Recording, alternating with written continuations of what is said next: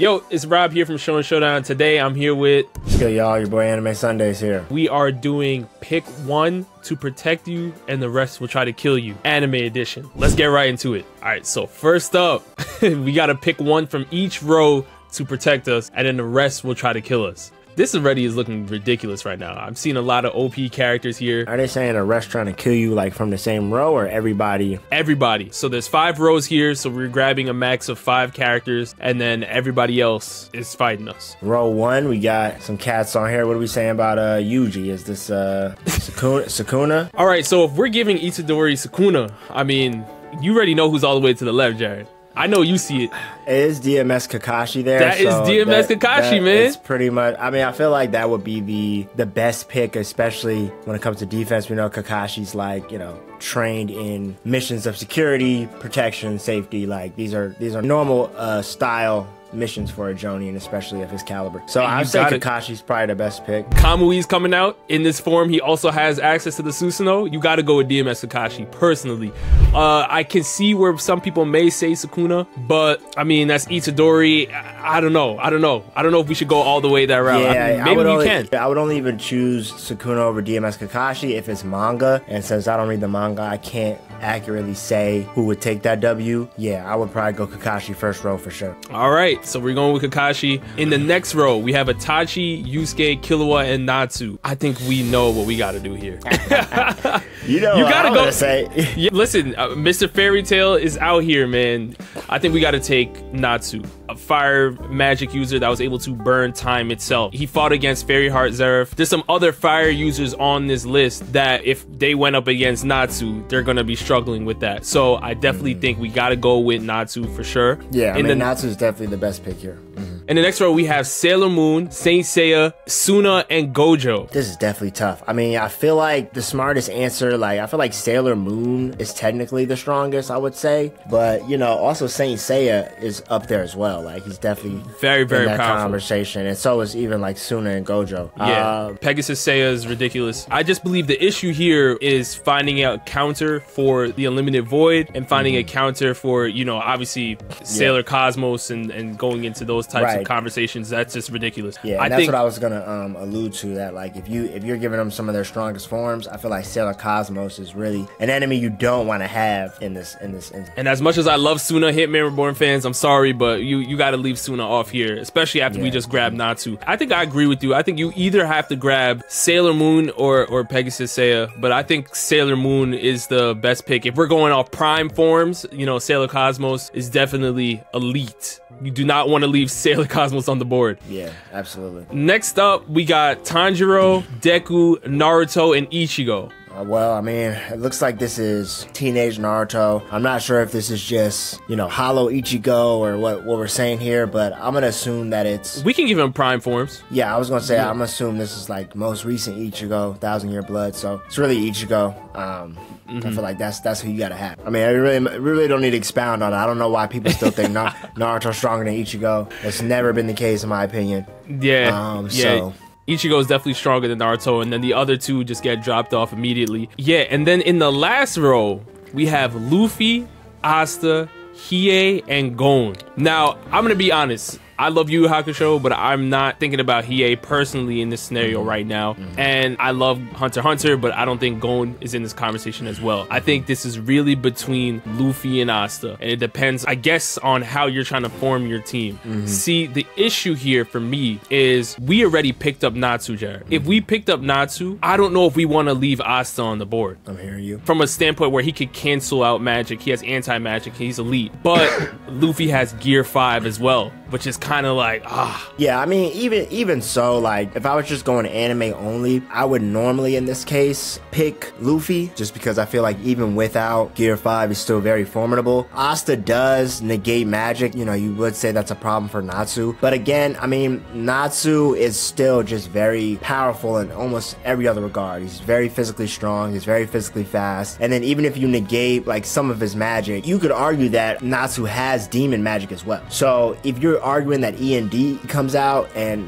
you know, Asta's technique. We don't know how it necessarily negates devil magic. Like, we know it does work against the demons of his verse as well, but we see how much of a hard time he's had with it. So I kind of look at it like in that sense. Honestly, I feel like I would still choose Luffy here, just because, you know, I still feel like we have enough counters for Asta, at least anime only. I'm sure in the manga he's a lot stronger. Yeah, well, absolutely. But that's the thing, though. I think Natsu is going to be having his time preoccupied with Asta if we leave Asta on the board. But I do want Gear 5 Luffy. The issue with Luffy, though, for me, is the stamina aspect. And really, Luffy being in Gear 5, he does not have a long amount of time to really showcase him changing, you know, the ground and doing all that stuff. I mean, I'm hearing what you're saying, but I feel like also, you know, even Asta's stamina isn't, at least in the anime, that superb. I mean, he was able to hold his own, but, you know, a few good attacks, like Dante really had him kind of on the brink. If Yami didn't come, it would have been clipped. And I kind of don't see at least anybody in his row making him go Gear 5. Like, I really feel like Luffy can hang with a Hiei, definitely a Gon. You know, especially if you line up the people in the different rows. Like, there should be, if there's one character taking on 3 people and you kind of accurately put people in their right branch, I feel like Luffy can still do a lot of work. All right, you know what? Let's go with Luffy. So what we have here is we have Kakashi, we have Natsu, Sailor Moon, Ichigo, and Luffy. You guys let us know down in the comment section below if we're surviving. Let's go on to the next one. All right, pick 3 anime characters to protect you when the other are trying to kill you. This chart is crazy. You have Jim Mori, Naruto, Ryuk, Rimuru, Adam, Goku, Whis, Gojo, and Sinbad. So I think first of all, Ryuk. Wait, what was it? I was gonna say get Ryuk out of here. Okay. Like, okay. Personally, I was going to say get him out of here because a lot of these characters are just that much more powerful, that much faster than Ryu in any instance where you're talking about, you know, him writing somebody's name down to Death Note. I think it would just, everyone here is too fast for that. Maybe Gojo would be the one person I'll probably be worried about in this scenario. I'm not going to lie to you. Looking at this board, I mean, I feel like it's not too hard of a choice. I mean, for me, first pick is Wiz. I feel like so you're going to take Whis? Yeah, okay.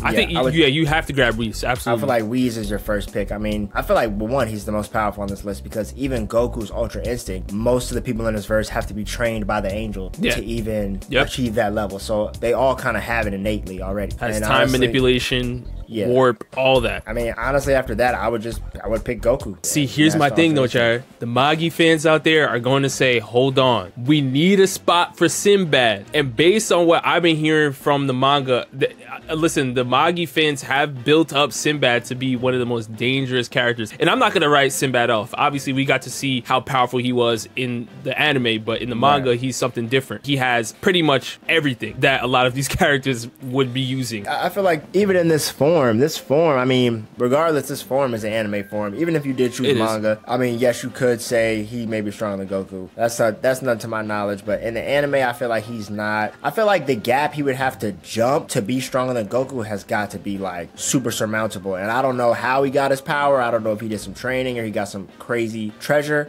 but but he's always been a beast with Gen equips. I think it's more so he is probably the most versatile, or at least one of the most versatile characters here. When you're thinking about versatile characters, I think Whis obviously is in the conversation, so we grab him. Rimuru is also in that conversation as well. Rimuru, especially in the light novel, has so many different abilities. It's ridiculous. Even that ability is greater than Veldanava and stuff. But when you're looking at Jim Mori, listen, man. I mean, yeah, that's real too. I'm hearing a lot of hearsay about Jin Mori and Sinbad, and that all sounds good and all, but you know me, man, I still have to see it because I just feel like the way they're showing them season 1 right now, like the gaps they have to jump to like be stronger than Goku and Wiz, I feel like it's just gonna be a lot to do, and I feel like sometimes the community be hyping it a little bit because once things begin animated, all of a sudden it's not what it looked like. You know what I mean? So I was gonna say me personally, I would do a Wiz, a Goku, and I'm not gonna lie to you, I would do a Rimuru. I just feel like even in the anime version, Rimuru being a demon lord, his power to protect not just people but nations, heal you, it's like he can literally just absorb you and keep you like out the way, like you're literally in another dimension. You know what I'm saying? Yeah. So I kind of feel like you got to worry about Adam. He's on the same level as kind of Zeus, you know, a god in Record Ragnarok. Of course, you got to worry about Gojo, but you know, from the manga, we know what happens to Gojo. You know, no spoilers, but you know what I'm saying? So it's okay. like, I agree with taking Rimuru as well. I had Rimuru on my card. Where I'm stuck is Goku, Jim Mori, or Sinbad. And like I said, from a hacks perspective, I feel like Sinbad has the edge. But from a power perspective, I think Goku or Jim Mori is in a greater conversation. So now it comes to a standpoint of, do we need to stack more hacks? Because we already have Whis, we already have Rimuru. Do we need to keep stacking on more hacks with Sinbad? Or do we say, okay, let's grab more offensive power. Let's look at Jim Mori. Let's look at Ultra Instinct Goku and see if we can get something there. I think we should go power, bro, just because I feel like even Goku's power has known to just surpass hacks. Like, it's known to be like, you may be able to stop time or delete space, or you may be able to do all these things, but my power level can just surpass that. Like, we've seen it over and over again. So I don't know. I feel like Goku is definitely someone, almost in any battle, man. I feel like you always, like, when you have a chance to get Goku, I just feel like you should get him. You know what I mean? All right, Goku versus Jim Mori. I mean, again, I don't know about this, and I've heard about that, but I've heard about it too, and it's a thing where I think Jim Mori is definitely one of the craziest characters I've seen, especially from Hack's perspective, what he's been able to do. My thing with Goku is the Hakai. Seeing Jim Mori go up against an ability like that, would he be able to do it? Possibly, because obviously the opponents he fought in his verse are ridiculous. Ah, man. You know what? Let's go with Goku. Let's go with Goku. Yeah, man. I gotta Let's go with with Goku. know, man. You know what I'm saying? Yeah. Let's go with Goku. And you know, I'll have the God of High School fans and the Magi fans come in here and drop some more comments, because I do think it's between those three for the last pick right there, and it can really go either way. And I wouldn't be mad if somebody said Sinbad too. I just think that we already have Rimuru. I don't know if we need to grab Sinbad when we already have Rimuru. We already have Whis. That's more than enough hacks. Like, at this point, it's all right, who can box? Who has the offensive power? And that's where I think it's Goku or Jim Mori. It comes down to those two. Yeah, absolutely. Yeah. Okay, so now we have an Avatar The Last Airbender chart here. Choose 3 to protect you, and the others will try to kill you. You know what time it is. We have Toph, Katara, Zuko. We got Aang in the Avatar. Is Avatar State? Aang is ridiculous. Yeah, I mean, regardless, Aang, regardless, you know what I mean? Yeah. He's still on the board. Yeah. Sakatsuki, Mei, Azula, and Ty Lee?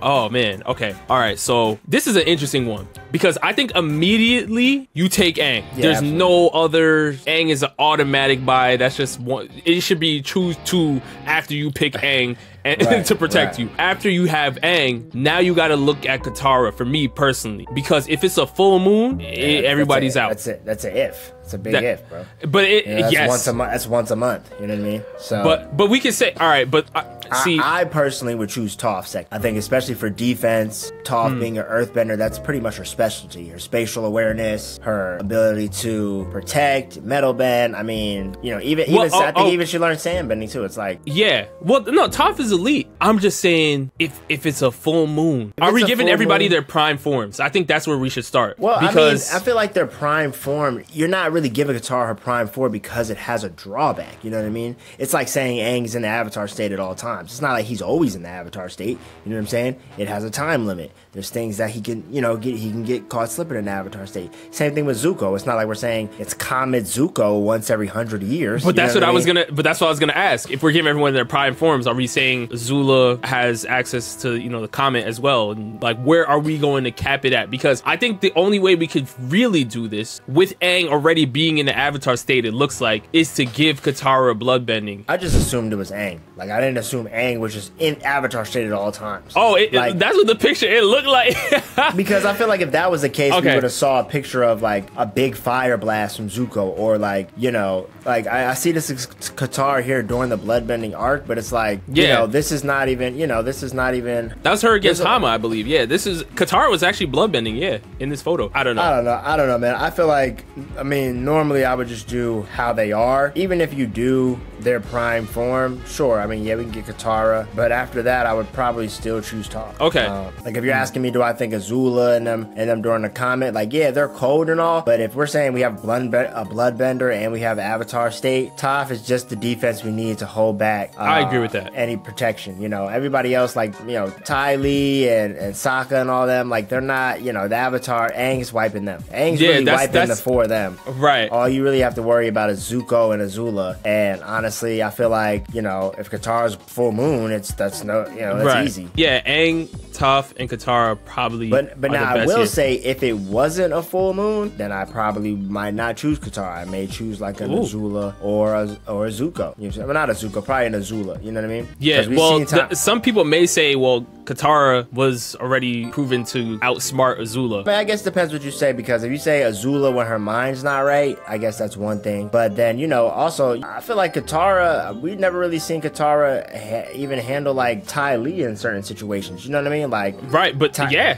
Ty Lee's a problem. you know, she can stop your bending, very acrobatic. That's why I'm like, if it's not a full moon, I don't know if I would necessarily just choose Katara. Like, I probably would choose an Azula or like a Ty Lee or something. You know what I mean? As my third pick with Toph. But I don't know, man. It depends however you want to go about it with the condition. Right. Yeah, I think you got to go with Aang, Katara, and Toph. I agree. All right, so you guys let us know down in the comment section below which characters you would take on each chart. Again, make sure you guys show Anime Sunday some love. And with that, see you guys next time.